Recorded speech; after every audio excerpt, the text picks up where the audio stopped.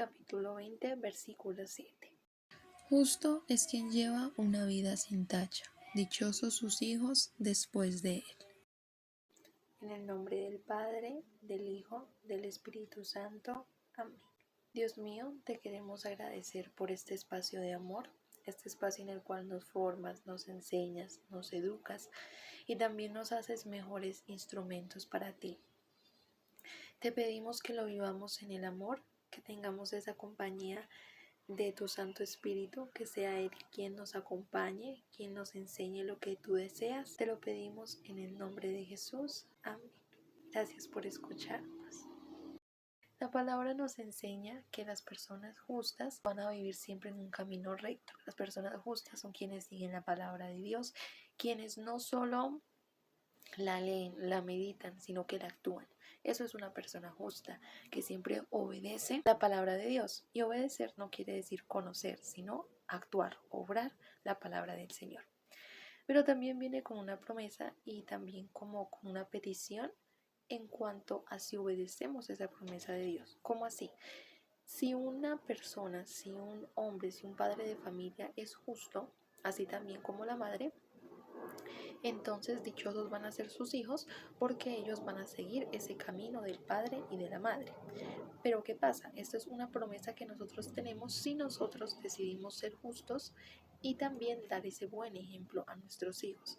Entonces es importante que siempre tengamos en cuenta si tenemos nuestros hijos o también como personas individuales, si no tenemos nuestros hijos, pero que obviamente pertenecemos a un contexto de una familia, de un entorno social, siempre ser personas justas, porque nuestro ejemplo no solo le va a ayudar a los hijos, sino que le va a ayudar a toda la sociedad, incluso a personas que pueden vernos a nosotros y pueden también ser justos, ser íntegros y también a papás que ven esa forma de ser de nosotros y se la enseñan a sus hijos. Entonces también es importancia y no decir, bueno, si yo no soy mamá, yo no soy papá, entonces no serviría esta enseñanza, pero no, siempre debemos de meditar más la enseñanza y ver en esos casos que habla de la familia, que habla también del rol del papá o del matrimonio o muchísimas otras cosas en las cuales nosotros consideramos para nuestra vida que no estamos involucrados, que la palabra sí nos habla a nosotros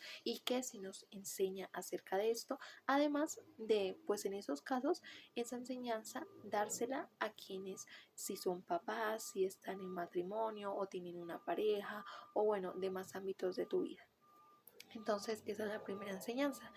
Y lo otro es que sabemos que si somos personas íntegras, Dios nos da una promesa, que es que nuestros hijos van a seguir esos pasos y que ellos van pues así a ser también personas justas, ser personas íntegras. Entonces, dichosos también sus hijos porque ellos seguirán sus pasos. La importancia de nosotros mantenernos y también en ese deber de enseñar.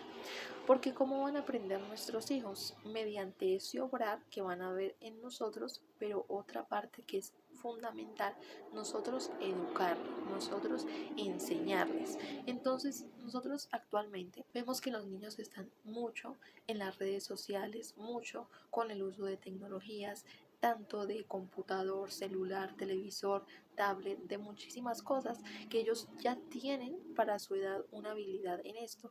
Y muchas veces tú te has preguntado, bueno, pero ¿por qué los niños ahora nacen como pareciera que tuvieran como esa habilidad de nacimiento?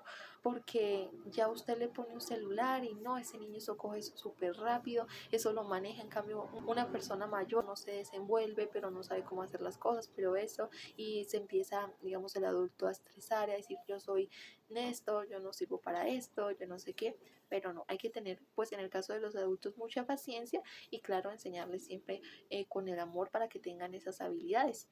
Pero entonces sí tenemos como un concepto en cuanto a esto, que los niños son súper prácticos, súper rápidos en hacer estas cosas y es porque genéticamente sí coincide esto, debido a que genéticamente tanto lo que nosotros emocionalmente sentimos, como estamos emocionalmente, si tenemos alguna enfermedad de depresión, de ansiedad, si pasamos algo en nuestro pasado y no lo superamos, también como esa genética de las habilidades que nosotros ya tenemos, vamos evolucionando. Sí, como los animalitos también, que ellos se adapta esa genética en cuanto a su entorno y entonces cuando nace un bebé ya tienen esa capacidad. Entonces, por eso es que como nosotros también vamos evolucionando, es que en esa genética se incorporan todos esos factores emocionales, todas esas heridas que tú no has superado y que te cuestan aún.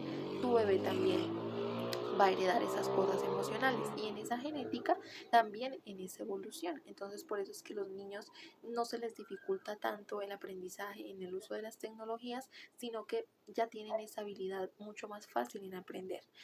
Pero asimismo, como tienen esa habilidad, nosotros como padres, como hermanos, como familiares o como personas normal en un incorriente, tenemos ese deber de llevar a Jesús y ese deber de llevar a Jesús en que ese uso sea un uso bueno, sea un uso adecuado. Porque los niños ya no pasan 1 hora, 2 horas, pasan 3, 5, hasta 8 horas en el celular, comen con el celular, van a dormirse, primero ven el celular, se levantan, primero ven los muñecos.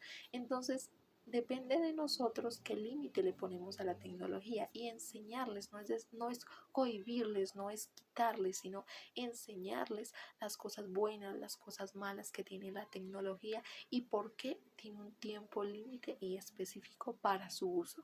Entonces, en ello también invitarles, muy importante, a que si ellos van a ver esto, sea algo que les eduque, que sea algo que tenga que ver con Dios, claro que sí, pero que también sean cosas que les eduquen en cuanto al colegio, en cuanto a los temas que ellos les gusten, que les lleven a conocer algo sobre algún deporte, sobre algo que les apasione, que usen la tecnología no como un método de desaburrirse, de pasar el tiempo, sino un método de educación, un método de formación en nuestra fe como lo principal y lo secundario en las demás cosas anteriormente comentadas.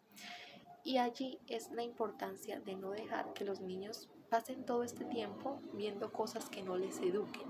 Porque si tú te pones a ver, la mayoría de los niños que ven cosas que les entretienen, cosas que les parecen chistosas, cosas para pasar uno el tiempo, para estar en un momento de que, bueno, estoy atareado, estudié mucho, trabajé mucho, voy como a entretenerme, ¿sí? Pero, ¿qué está pasando?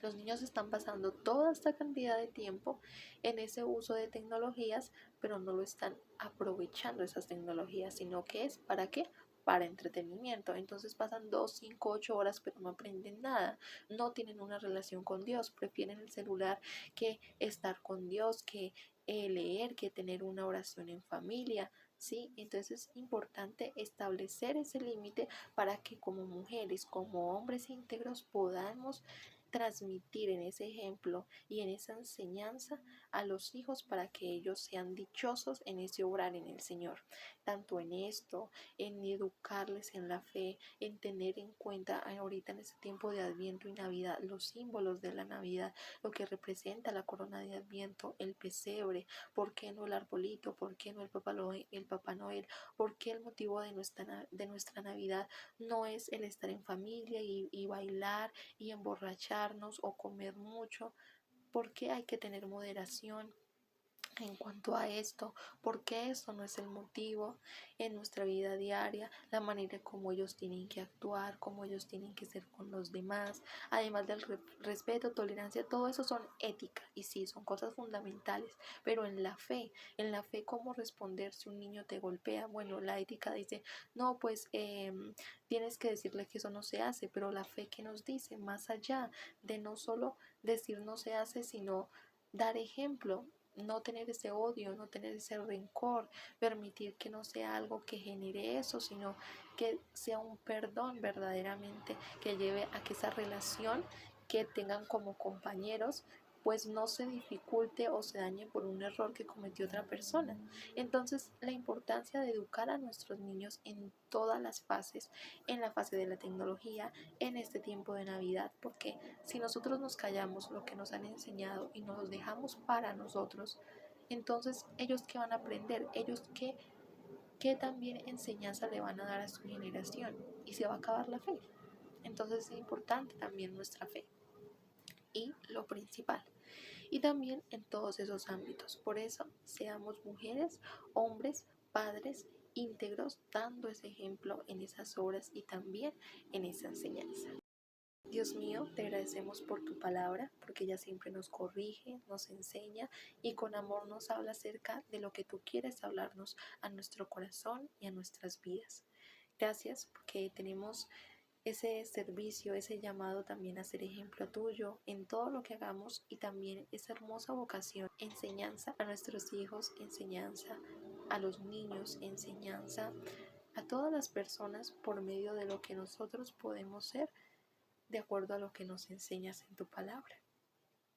Te pedimos que seamos mujeres, padres también íntegros y que siempre demos un buen ejemplo para que los demás vean las obras que tú haces y lo que tú eres por medio de nosotros, para que te glorifiquen, para que haya más amor en esta tierra y que nunca, Señor, se pierda esa tradición y esa obediencia en tu palabra.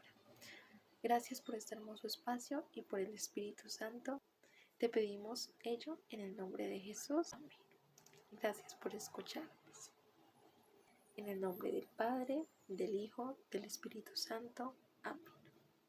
Espero que te haya gustado este versículo, que hayas aprendido de la Navidad, en esos símbolos que te invito a que los investigues, en ese ser íntegro, qué es lo que tiene que ser íntegro, qué es lo que es esto, y también de esa promesa que nos da el Señor en cuanto a lo que pasa si somos padres, hijos, mujeres, hombres íntegros. La importancia de nosotros educar, que educar es una bendición porque Jesús enseñó y por medio de la educación es que nosotros pudimos adquirir todo ese conocimiento para ser buenos hijos de Dios. Entonces, ver también esa educación como servidores en una comunidad, en una iglesia, como servidores llamados, como lo comenté en un video hace un tiempo, que el servicio no es solo en la iglesia, sino en todos los aspectos de nuestra vida, trabajo, familia, personal, todo, en que nosotros servimos al Señor, incluso el versículo relacionado con este, y también en esa importancia de nosotros conservar la tradición